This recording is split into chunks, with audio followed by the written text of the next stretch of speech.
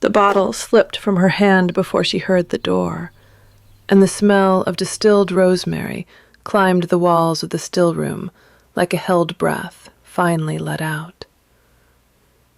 Verity Aldous stood very still in the slick of it, watching the green pool widen toward the hem of her work apron, and did not move to mend the mess.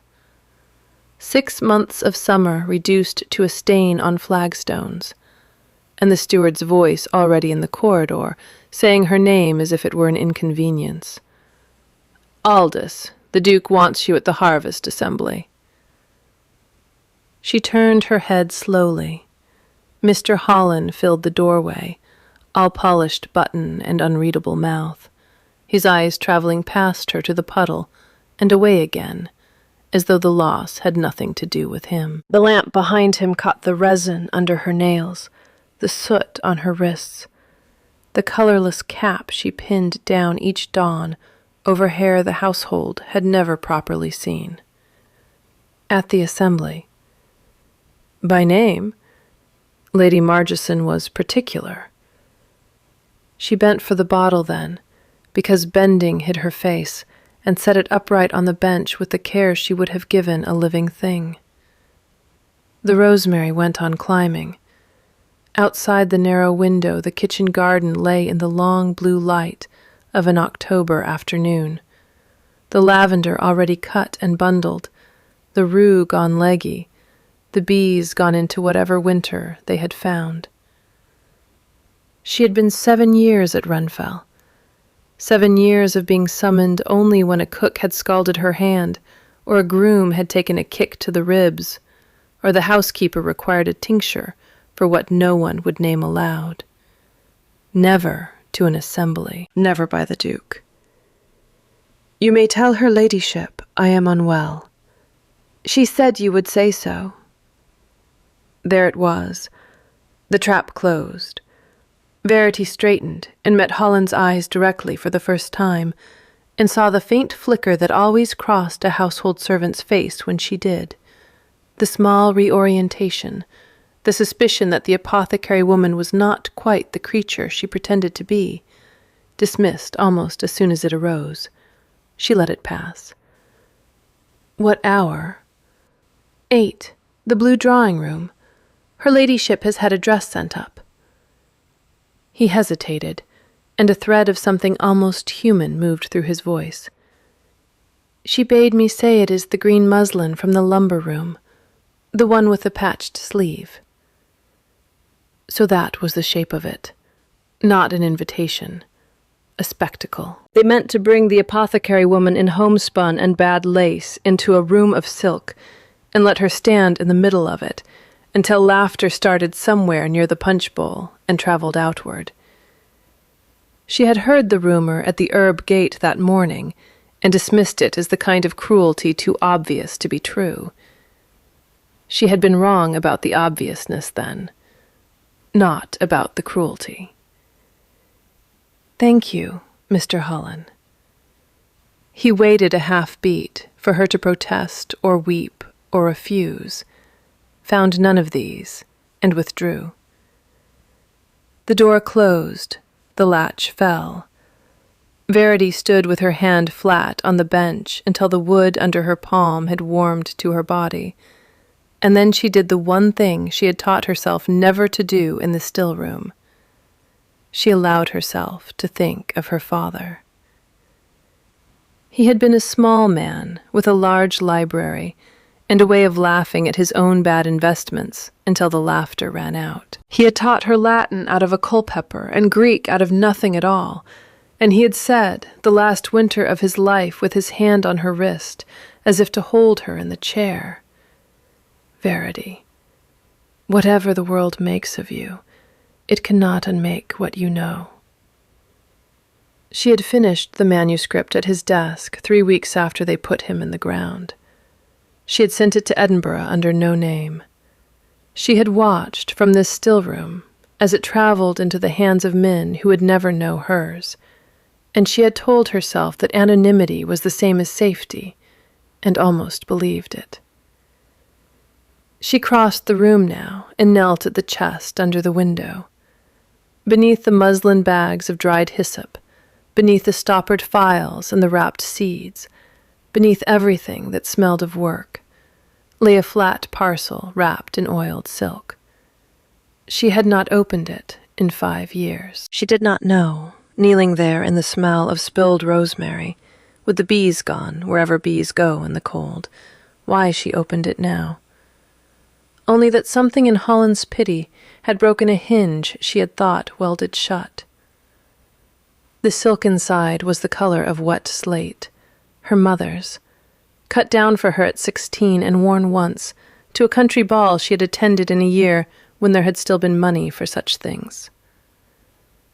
She lifted it out, and the fabric ran through her fingers like cold water, and she understood, with the calm of a woman who has finally stopped pretending, that she had been keeping it for exactly this. The blue drawing room at Renfell had been built by a great-grandfather with more vanity than taste, and Lady Margeson had spent the better part of a fortnight improving on his work. Candles in every sconce, the long mirrors freshly silvered. A small orchestra arranged behind a screen of hothouse laurel so that the music seemed to come from the walls themselves. The county had been arriving for an hour, squires in tight coats, their wives in feathers that listed gently as they walked, a brace of bishops' daughters who laughed too loudly at nothing in particular, and at the far end of the room, beside the marble chimney-piece, the Duke of Carraway's, who was not laughing at all. Adrian Thorne stood with one hand on the mantel and the other closed at his side, and he was thinking, with the cold, clear part of his mind that grief had sharpened into a blade, of his brother. Felix had been awake when he left him an hour before, awake and lucid, and trying, between the small, hard coughs that took him now every 3 or 4 minutes, to make a joke about the cravat Adrian's man had insisted upon. The joke had not been very good. Adrian had laughed anyway, because laughing was the one thing left he could give. Then he had come down to this room full of people who wanted things from him, and Cousin Margeson had taken his arm at the door and said, with the bright pitch she used when she had arranged a cruelty, "Adrian, you must let me show you something diverting before the dancing begins." He had not asked what. He had not, in the 6 months since his father died and the title fell on him like a weight he had not been built to carry, asked very many questions at all. Grief had made him exacting. Grief had also, he was beginning to suspect, made him a worse man than he had been before, and he did not yet have the energy to mend it. Lady Margeson appeared at his elbow now, with 2 glasses of negus and a smile he distrusted on principle. "She is late." "Who?" "The apothecary creature. Holland swore she'd come. I have a wager on with the Man-wearing girls. 5 shillings she arrives in clogs."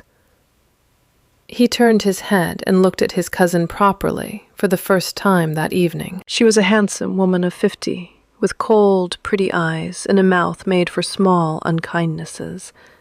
And he saw, with a flicker of something close to dismay, what she had arranged. "Margeson. Oh, don't be Methodist about it. The county wants amusing. You have been a thundercloud since Easter. Let the girls shuffle in and curtsy badly, and we may all eat our supper with appetite." She lifted her glass. "I told Holland to send up the green muslin, the one with the—" "Stop." She did not stop, because she had not yet realized he meant it, and she was halfway through a sentence about a patched sleeve when the double doors at the far end of the room opened, and the orchestra, midway through a country air, faltered on the bar, and recovered, and faltered again. The woman in the doorway did not move at once. She allowed the room a full measure of silence in which to absorb her, and Adrian, watching from the chimney-piece, understood that this was deliberate, and that the deliberation itself was a kind of weapon he had not been warned about. She was tall. He had not known that, or had not noticed. Her hair was the color of a chestnut shell in firelight, and it had been brushed and pinned high in a coronet that caught every candle in the room. The dress was wet slate silk, cut close at the bodice and falling without ornament to the floor, and against it her skin had the quality of something lit from inside. There was no lace at her throat. There was no jewelry. There did not need to be. She stepped into the room, and the orchestra found its bar again, too late, and the conversation that had stopped did not start back up. A bishop's daughter coughed once into her glove. Lady Margeson, at Adrian's elbow, made a small sound he had never heard her make before, and he recognized it, after a moment, as the sound of a woman watching 5 shillings walk out of her purse.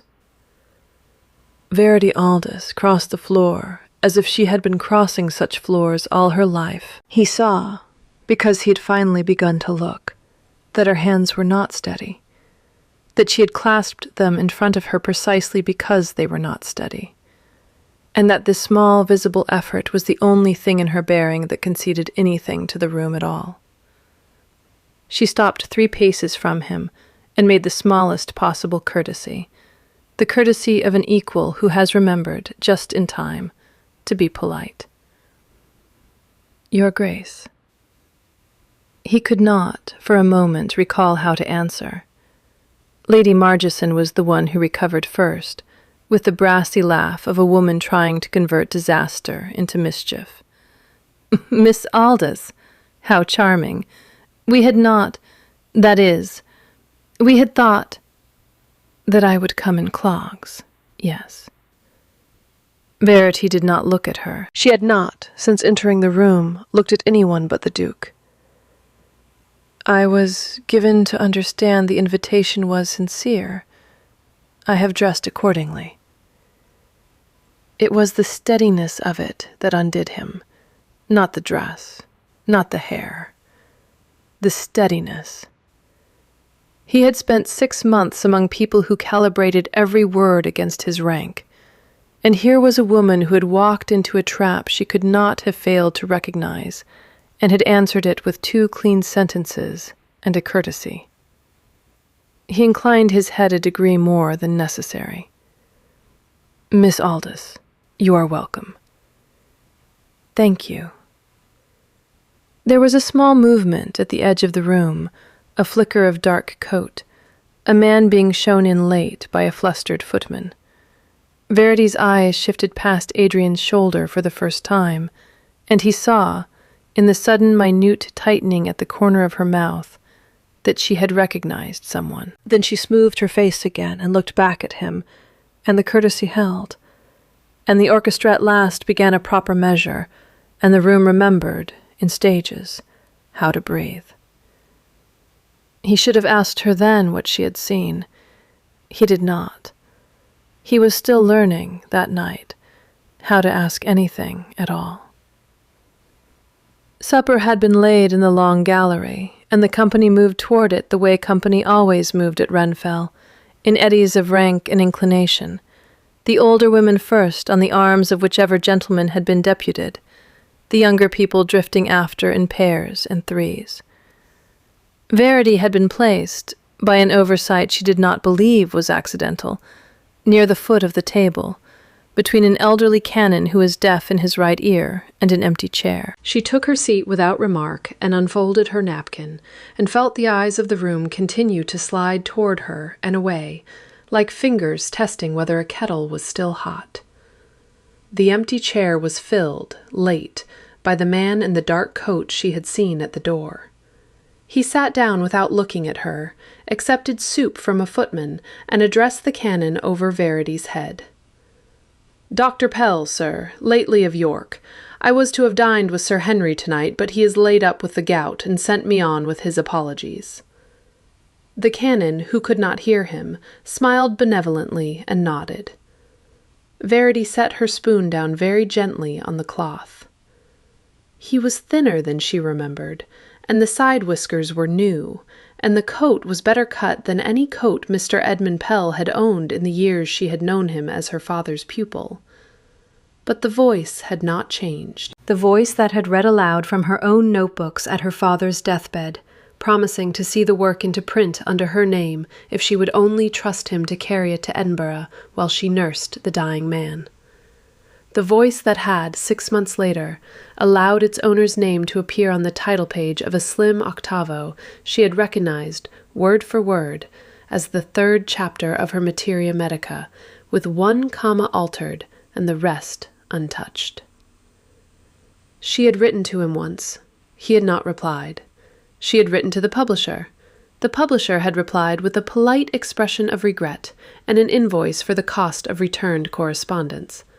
She had stopped writing letters after that, and had begun, instead, sending her work under no name at all, on the theory that a thing nobody could claim was a thing nobody could steal, and had watched, year by year, as Dr. Pell's reputation grew on the strength of papers he had not written, and as her own remained the rumour of a rumour among a few physicians in Newcastle, who occasionally wondered, in print, who the anonymous compiler of the Northern Dales might be. He turned now to address the lady on his other side, and the candlelight caught his profile, and he had not yet seen her. She had time. She used it. She thought, with the cold, clear part of her mind that had compiled the Materia Medica in the first place, about what she had to lose. Her place at Renfell, the roof over the small room above the still room where she slept, the £8 a year that kept her in shoes and ink, the protection, such as it was, of being nobody. And she thought, with the same cold, clear part, about what she had to gain by saying nothing, and found, when she looked, that the answer was nothing at all. The Duke was seated at the head of the table. She could see him without turning her head, framed between 2 silver epergnes of late grapes, his face composed into the careful blankness she had been watching him wear for 6 years from a distance. He had not eaten anything. He had not, she thought, been eating anything for some weeks.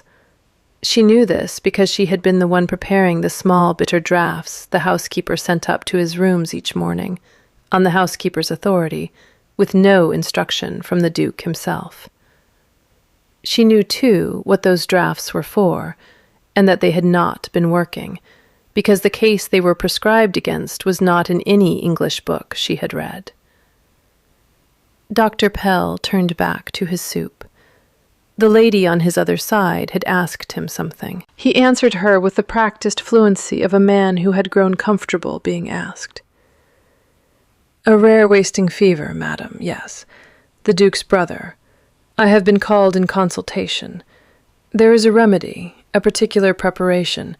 One reads of it in the older continental writers. But the materia is uncommon, and I have not yet been able to— Stylingia."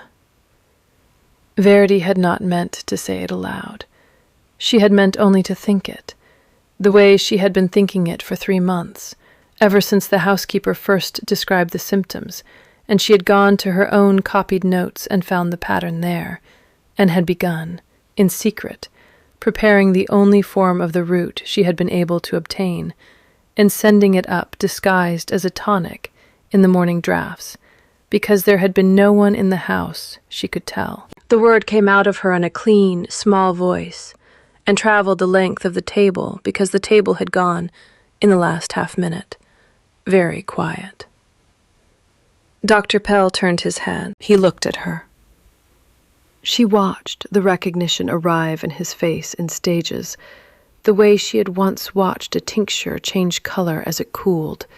First the puzzlement, then the dawning, then the small private horror of a man who has spent a decade arranging his life so that this particular face would never appear at this particular table.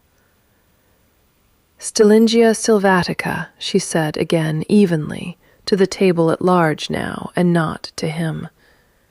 "Queen's root, used by the Cherokee, and described by Barton in 89, and by Schepf before him. Prepared as a decoction of the dried root in spirit of wine, not water. Water destroys the active principle. 3 drams morning and night, increased by a dram each week until the gums begin to ache, then halved. It will not cure a true phthisis.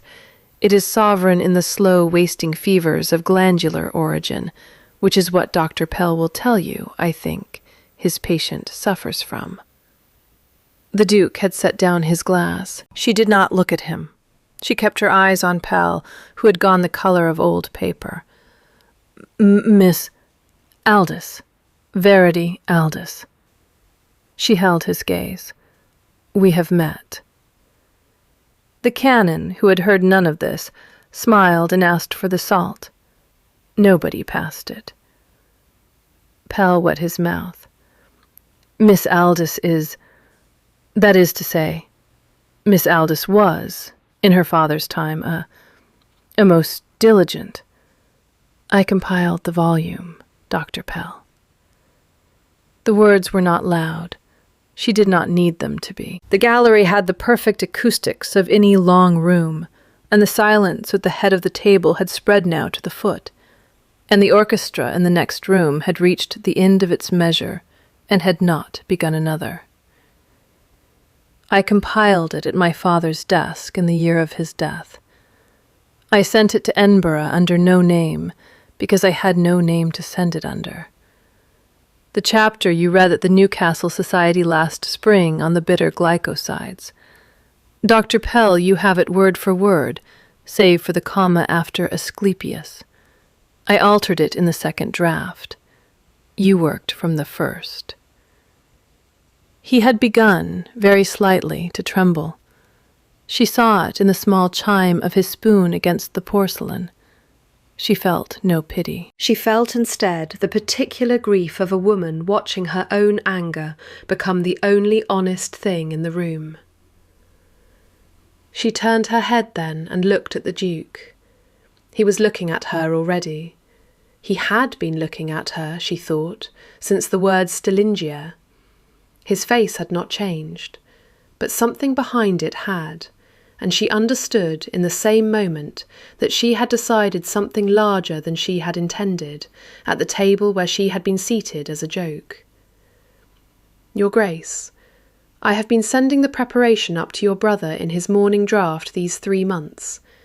I had no standing to tell you. I have standing now. The room held its breath. Adrian did not, afterward, remember rising. He remembered only that he was on his feet, and that the gallery was on its feet with him, and that he had crossed the length of the table without seeing any of the faces he passed, and that he had stopped opposite Verity Aldous, at the foot of it, with the silver epergnes between them, and a great roaring quiet in his ears, like the inside of a shell. He remembered her hands on the cloth, very still now. He remembered Pell sitting between them like a man waiting for a sentence. You will come with me, now. Yes. Bring whatever you have prepared. It is in the still room. I can be ready in 5 minutes. Pell, you will accompany us. You will tell me, on the way, every word you can recall of what Miss Aldous has just claimed. If she is correct in any particular, you will say so. If you have ever in your life lied to me about any part of it, you will not leave this house except in irons. Do you understand me? Yes, Your Grace. Pell understood him. Lady Margeson, at the far end of the table, opened her mouth and shut it again without producing sound. The bishop's daughters had gone the color of their gloves. The canon, beatific, finally received the salt from a footman who had recovered enough presence of mind to pass it. Verity rose. She did so without haste, gathering the slate silk of her skirt with one hand, and Adrian, watching her, understood for the first time that the steadiness he had taken for composure at the door had been something else entirely. The steadiness of a person who had calculated the cost of every step before she took it, and had decided, nevertheless, to walk. He offered her his arm. She looked at it for a moment, as if it were a foreign instrument whose use she was trying to remember, and then she placed her hand on his sleeve, lightly, and the warmth of her fingers through the wool struck him like a small bell. They left the gallery together. Pell followed 3 paces behind, between 2 footmen who had not been instructed, but who had instinctively closed in around him. Behind them the orchestra, mercifully, began another measure, and the county at Renfell, having come to see a country girl shamed in the patched sleeve, were left instead to eat their cold soup in the company of a story they did not yet know how to tell. In the corridor outside, between 2 sconces, Verity stopped and removed her hand from his sleeve and looked up at him. "Your Grace, before we go any further, you should know that I have just destroyed the only man in England who has ever made my work public." "I know. And that I am not certain whether I have done it because it was right, or because the chance presented itself, or because I wanted to be looked at, just once, by the people who have not looked at me for 7 years. He considered her. The corridor was cold. A draught from somewhere had made the candles tremble. "All 3, I expect," he said, and after a moment she allowed the corner of her mouth to move, very slightly, and he understood that he had said the first true thing he had said to anyone since his father died. They went on to the still room together. The still room at that hour smelled of cooled rosemary and lamp oil and the iron tang of a banked fire. Verity went straight to the chest beneath the window, knelt, and lifted out a stoppered green glass bottle and a small folded paper of dried root. Adrian stood in the doorway because the room was narrow and there was nowhere else for him to stand, and watched her hands, which were no longer trembling, and watched her face, which had set into the absorbed quietness he would come to recognize as her working face. Pell waited in the corridor with the footman. Nobody spoke. "This is what I have been preparing," she said. She held up the bottle. The tincture inside was the color of weak tea. "It is 3 weeks old. It needs another fortnight to mature properly, but in his case I would not wait. I have been giving him half doses. We can begin a full dose tonight if you will allow it." "What does Pell say?" She glanced past him to the corridor and did not raise her voice. "Ask him." "Pell." The doctor came forward into the lamplight. His face had not regained color, but his hands had stopped shaking, which Verity noted with a kind of clinical interest. A man who could steady his hands inside 10 minutes of his ruin was a man who had practiced ruin, perhaps, in his own private hours. "She is correct, Your Grace." "In every particular?" Pell closed his eyes. "In every particular." "Say it." The volume, The Materia Medica of the Northern Dales, published anonymously in the year 4, is the work of Miss Aldous. The papers I read at Newcastle last spring and the spring before, and at York the year previous, were taken from her notebooks and from her published volume. I have not, in 10 years, written an original page of consequence. "Why, Your Grace? Why did you take her work?" Pell looked at the floor. "Because I knew her father, and I thought, when he died, that no one would. Because she was a woman. Because I believed no one would print her under her own name. Because by the time I understood that this might not be true, I had built a reputation on the work, and could not unbuild it. And the remedy for my brother." "She is correct about that also. Stellingia, prepared in spirit, 3 drams ascending. I have known of it for 2 months. I had not yet been able to obtain the root in sufficient quantity. I had not thought to ask the apothecary at Renfell whether she might have any. I did not know she was here. You did not know she was here. I did not, Your Grace. Renfell employs an apothecary. I did not know which one. Adrian was silent for a long moment. Then he turned back to Verity. How much root do you have? Enough for 6 weeks at full dose. I have been growing it under glass in the south frame since spring. There's more drying in the loft. I anticipated I might need it. You anticipated? I read your brother's symptoms in February. I have anticipated, Your Grace, since February. He looked at her then with an expression she could not read. She did not try. Take the bottle up yourself. I will go with you. Pell, you will remain in this room under the eye of these men until I send for you. You will write, on this paper here, in your own hand, a full account of what you have just told me, signed and dated. You will not leave the still room. You will not speak to any member of this household but me. If you require water, you will say so to these men and they will fetch it.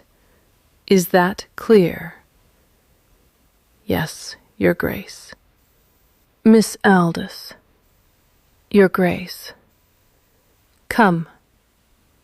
They climbed the back stairs together because the front were full of departing guests. He carried a candle. She carried the bottle and the folded paper of root, and she had thrown a shawl over the slate silk because the upper corridors of Renfell in October were cold enough to make even silk feel like nothing. Twice they passed footmen on the stairs who stared and recovered themselves and stepped aside. Once, on the second landing, they passed a housemaid carrying a basin who looked at Verity, looked again, and dropped a curtsy so deep she nearly upset the basin. Verity inclined her head as if she had been receiving such curtsies all her life, and then, when they had turned to the corner, made a small sound that was almost laughter, and was mostly something else. You will get used to it, he said, without turning. I do not wish to get used to it. No, I expect not. The door to his brother's room stood open. The candles inside had been trimmed low, and a fire burned in the grate, and a nurse rose from a chair by the bed and curtsied, and Adrian dismissed her with a movement of his hand. Verity stopped at the threshold. She had not, in 7 years, set foot in the private apartments of the house.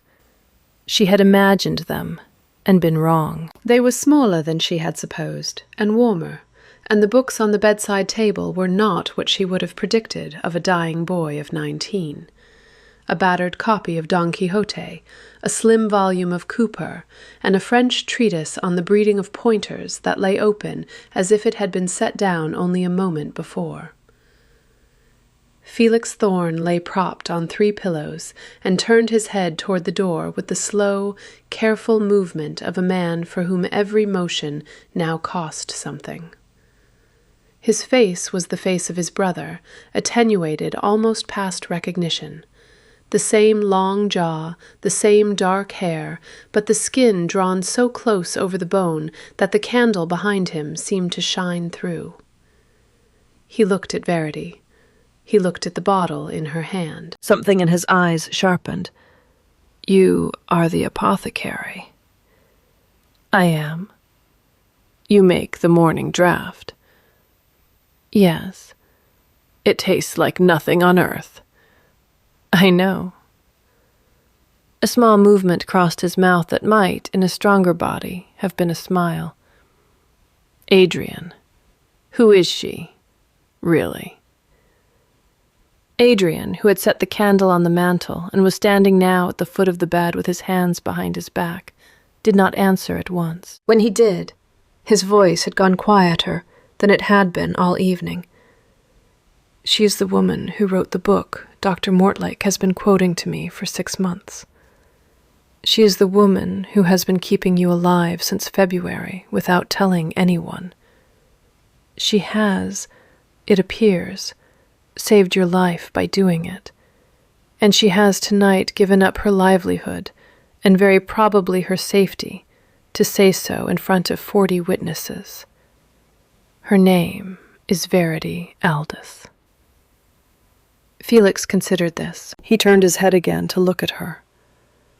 Miss Aldous, will the dose hurt? Not at first. In a week your gums will ache. That is how we know it is working. We will have the dose then, and continue another 6 weeks.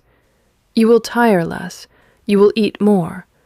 By Christmas, if I am right, you will walk to the window. And if you are wrong? If I am wrong, I will have done you no harm, and I will have wasted 6 weeks of your time. You have a great deal more than 6 weeks left to you, my lord. I would not have spoken if I were not certain. He closed his eyes for a moment, opened them. Give me the dose. She crossed to the bed. She measured the tincture into the small horn spoon she had carried in her pocket for 3 months against exactly this moment. And she steadied his hand with her own, and she put the spoon to his mouth, and he swallowed it without making a face. She straightened. She corked the bottle. She set it on the table beside the cowper. 3 more in 8 hours. I will come up myself. Adrian. Yes. I like her. So do I. Verity did not look at the Duke. She was looking very steadily at the closed bottle. The fortnight that followed was the longest fortnight of Verity's life, and, she suspected, of the Duke's also, though he never said so. She moved her work, by his order, from the still room above the kitchen garden to a small disused parlor on the first floor that had once been a music room. Her chest of remedies was carried up after her. The slate silk was returned to its tissue, and a quantity of plain but well-made dresses appeared in her clothes press without explanation, and she wore them without remark, because she had decided, somewhere on the back stairs the night of the assembly, that she would not waste energy refusing kindnesses that cost her nothing. She kept her hair scraped back. She kept her hands stained. The dresses she allowed because they fit, and because the fabric did not catch the resin the way her old wool had done. Felix improved on the 4th day. By the 7th his gums had begun to ache, exactly as she had warned, and she halved the dose, and by the 10th he was sitting up to read the French treatise on pointers aloud to anyone who would sit still long enough to be read to, which was usually his brother, and increasingly often Verity herself, who had begun to come up in the evenings for half an hour, with the morning's preparation already measured and stoppered against the dawn. Pell was gone. He had been sent on the 2nd day to York with a letter from the Duke to the chairman of the Newcastle Society, and instructions to read it aloud to that body at its next meeting, and another letter to the publisher in Edinburgh requiring a corrected reprint of the Materia Medica under Miss Aldis's name, at the publisher's expense, and a third letter to a magistrate at Verity's discretion. She had not, in the end, sent the third. She had thought about it for 2 nights. On the 3rd morning she had walked into the music room, where the Duke was waiting for her with the unsent letter on the table between them, and she had picked it up and held it in the candle until it burned, and she had said only, "He will spend the rest of his life knowing what he is. That is enough." Adrian had not argued. He had watched the paper curl. He had said, after a moment, "You are a more generous woman than I would be in your place." And she had answered, "I am not generous. I am tired." And he had nodded, as if she had given him a piece of information he intended to remember. They had fallen, in those days, into a pattern of working together that neither of them had named. She came up to Felix's room at dawn. He met her on the landing with a candle. They sat together in the chair by the fire for the quarter hour it took the dose to settle, and they did not always speak. And when they did, the conversation took the small, ordinary shape of two people who had a great deal of work in common and not very much time for ornament. She told him about the south frame and the loft and the plants she had been growing in secret for 6 years against contingencies she had not been able to name. He told her about the estate accounts and the tenants and the 3 London physicians who had been politely paid off and sent home. She told him about her father. He told her about his. On the 11th evening she came into the music room with a copy of the unfinished 2nd volume of her Materia Medica in her arms, the manuscript she had been keeping in the chest beneath the window, the work of 5 years that no one in the world but herself had ever read. And she set it down on the table in front of him, and she said, "You should know what you have lent your name to defending." He had looked at the stack of paper.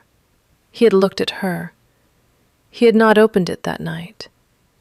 He had opened it, she learned later, at 3 in the morning, and had read until dawn, and had come down to breakfast with red eyes and a quietness that had nothing to do with grief in it for the first time in a year.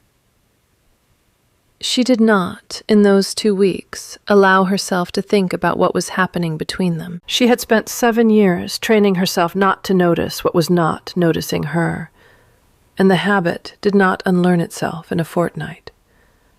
But she found, walking the corridors at strange hours, but she was no longer surprised when she met him on the back stairs. And she found, sitting in the chair by Felix's fire, that the small, warm weight of his attention had become, without her permission, the thing she was most aware of in any room they shared. On the 15th morning, Felix walked to the window. He did it without announcement, while she was measuring the dose. He simply set aside the cowper and put his feet on the floor and stood, slowly, and crossed the 4 paces from the bed to the casement, and laid his hand on the glass, and looked out at the kitchen garden, where the last of the lavender had been cut and bundled, and the bees had gone, wherever bees went in November. Verity, with a spoon in her hand, did not move. Adrian and the chair by the fire did not move either. The 3 of them stayed that way for a full minute, and then Felix turned his head and said, with a small private smile that had begun, in these last days, to look more and more like his brother's, "Miss Aldous, you said by Christmas." "I was being conservative. You were being modest, which is a different vice. Adrian, I should like coffee." He had coffee. That night Adrian came to the music room at an hour when she had not expected him. She was at the table, the 2nd volume open in front of her, correcting a passage on the preparation of foxglove that she had been meaning to revise for 2 years. He stood in the doorway for a moment without speaking, and she set down her pen. "Your Grace." "Verity." She had not heard him say it before. She did not, the first time, know what to do with it. He crossed the room. He did not sit. He stood at the corner of the table with his hand on the back of the empty chair and looked down at the page she had been correcting. "Foxglove." "Yes." "My grandfather died of an overdose of it. Prescribed by a physician of London, Pell, in fact. Pell's father." "I know. I read the inquest." He looked at her. "Of course you did." She held his eyes. The candle between them had begun to gutter. She trimmed it without looking, and the small, competent movement of her hand drew his gaze for a moment, in a way that made the back of her neck warm. "I came to ask you something." "Ask it." "What do you want?" She was quiet. The question was larger than any she had been asked in years. and she had not, in the practical hurry of the fortnight, prepared an answer. I want my name on the book. You have that. I want the second volume finished and printed. You will have that. I want a laboratory, a proper one, not a still room above a kitchen. Glass, a balance, a microscope. I want a girl to apprentice to me, and the right to choose her. I want my own correspondence opened by no one but me. I want... She stopped. She had not known she was going to say the rest. She said it anyway, because the candle had stopped guttering, and because his face, in the steady light, had taken on the particular attention that was its only generosity.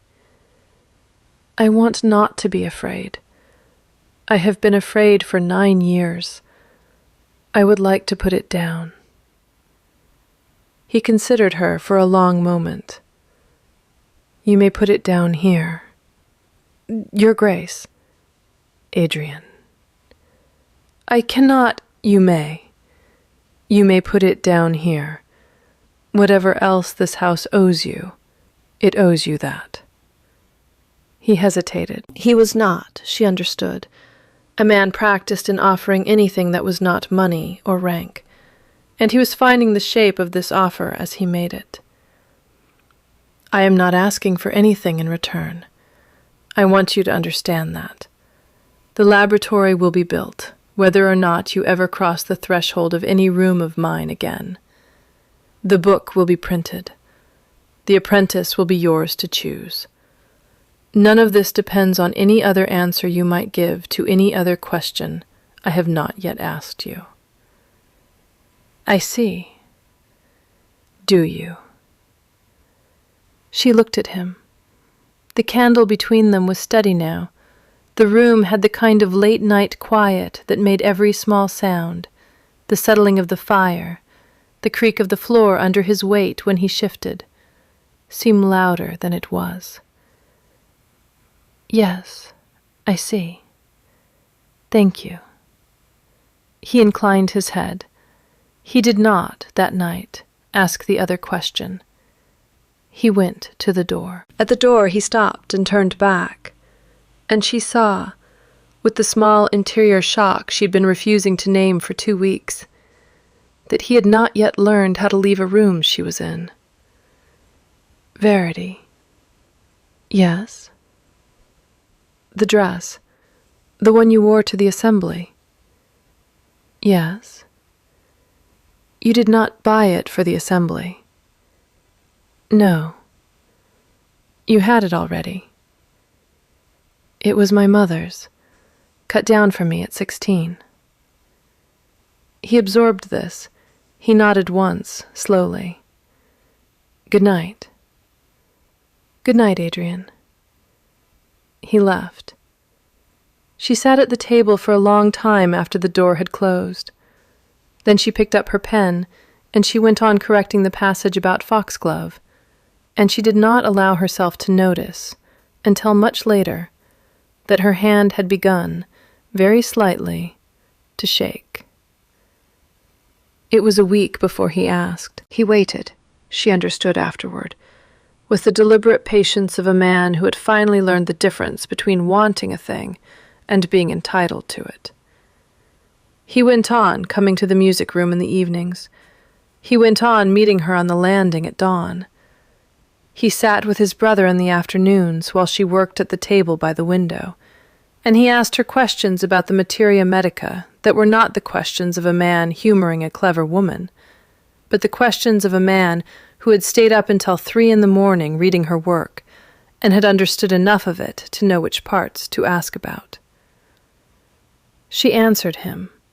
She found, answering, that she was less tired than she had been in years. The laboratory was begun. He had a builder up from York within the week, and the disused brew-house beyond the south garden was being stripped and refitted before the first frost. She walked out to inspect it twice a day in a pair of stout boots and a coat that had appeared, like the dresses, without explanation. The men who worked there had taken to calling her Miss Aldous, with a particular care she did not know quite what to do with. She had ordered glassware from Newcastle. She had written, under her own name, to a girl at Whitby whose letter to her father 7 years ago she had never been able to answer, and had received in reply a letter that had made her sit down on the music-room floor and cry for half an hour, which she had not done in 9 years, and did not intend to do again soon. The girl would arrive in December. She would have a room. She would have an apprenticeship. She would have, Verity intended, the thing Verity had never had, a name on her work from the first page. Lady Margison had left Renfell on the morning after the assembly, with a great quantity of luggage, and a brief note from her cousin, which Verity had not seen, but which had, by the housekeeper's account, contained the word never twice, and very few other words. The bishop's daughters had written letters of fulsome apology. The squires had written letters of fulsome interest. 3 physicians from London had written letters asking for the precise preparation of the Stillingia tincture. She had answered all of them. She had signed each letter Verity Aldous in her own hand, and had felt, each time, the small, quiet astonishment of a woman writing her own name on something that mattered. On the 7th evening after the conversation about the laboratory, the Duke came to the music-room with a book in his hand. She knew the book. It was the first volume of her own Materia Medica, in the original Edinburgh printing, anonymous, with the title page she had not seen in 5 years. He set it on the table between them. "I found this in my father's library." "Your father had it?" "He had it open on his desk the week he died. There is a marker in it at the chapter on hyssop. He had written in the margin." Adrian opened the book and turned it so she could read. "Ask the apothecary at Renfell what she thinks." The hand was a careful, old-fashioned hand she had never seen. The ink had browned. The note was undated. She put her finger on the page beside it and did not, for a moment, trust herself to speak. "He never asked me." "No. He died before he could. I found this the night you walked into the assembly. I have been carrying it around for a fortnight, trying to decide whether to show it to you." "Why now?" "Because I am about to ask you something, and I want you to know, before I ask it, that the man who raised me had begun, before he died, to suspect what I have only just learned. It is not, I am not, only my own opinion you are receiving. There has been a thorn reading you for longer than I have known your name." She closed the book very carefully. She put her hand flat on the cover. "Ask."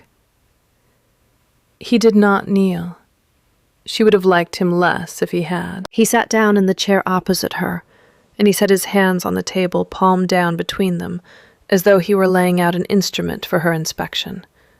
And he spoke in the low, even voice she had come to recognize as the voice he used when he was telling the truth. "I am not a romantic man.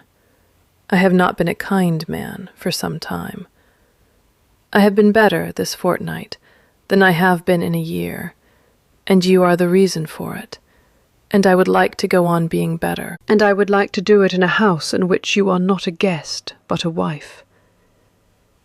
I am offering you marriage. I am offering it knowing that you do not need it, that you have a laboratory and a book and a name, and the protection of this house whether or not you accept. I am offering it because I have spent 2 weeks watching you work, and I have come to the end of any honest reason not to ask. You may refuse. You may take a year to answer. You may keep the laboratory and the apprentice and your own correspondence either way." He stopped. He waited.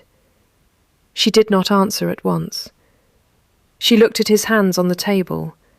She looked at the book between them. She looked at her own hands, which were stained at the cuticles with the resin of the morning's preparation, and which she had not, for 9 years, found it possible to imagine inside another person's. Adrian. Yes.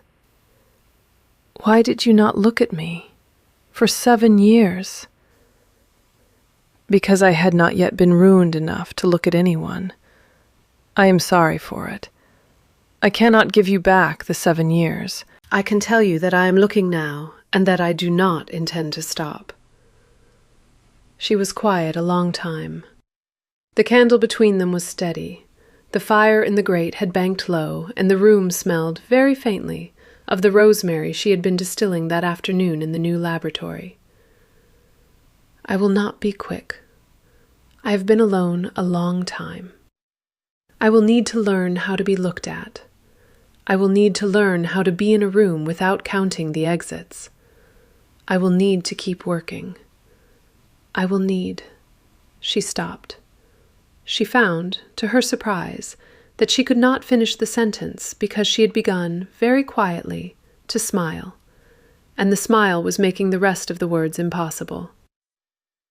You will need everything you need. Take it all. Take as long as you require. The answer can be yes a year from now, or it can be yes tomorrow, or it can be no, and the laboratory will be built either way, and I will go on coming to this room in the evenings, whether or not you ever say anything to me about it again. It will not be no. He held very still. It will not be quick, but it will not be no. He let out a breath she had not known he was holding. He did not reach for her hand. He did not, she understood, intend to reach for her hand until she put it within reach. She considered her hand. She considered his. She moved hers, slowly, the small distance across the table, and she set it on top of his, resin-stained and warm, and the slate silk steadiness she had carried into the assembly 2 weeks before settled into her again, like a thing finally come home. They sat that way for a long time. Outside the window, the first thin snow of November had begun to fall against the glass, and somewhere upstairs Felix Thorne was reading aloud to his nurse from a French treatise on the breeding of pointers. And in the brewhouse beyond the south garden, the new glassware lay packed in straw waiting for the morning, and on the table between them, the anonymous first edition of her own book lay open at the chapter on hyssop, with the dead Duke's careful hand in the margin, asking, at last, the question his son had finally learned how to ask. She did not, then or ever, take the slate silk out of its tissue again. She did not need to. The dress had done its one work. The woman who had walked across the blue drawing room in it had walked, and was walking still, and would go on walking, into rooms she had spent 9 years learning to enter without flinching, under her own name, with her hands stained, into the life she had been quietly, patiently, against all reasonable hope, preparing for since the winter her father died. A few moments in this one stayed with me. The spoon steadied at a dying boy's mouth. The unsent letter held to a candle until it burned. A slate silk dress folded back into its tissue because it had done its one work. If any of them stayed with you, too, subscribing keeps the next story close. See you then.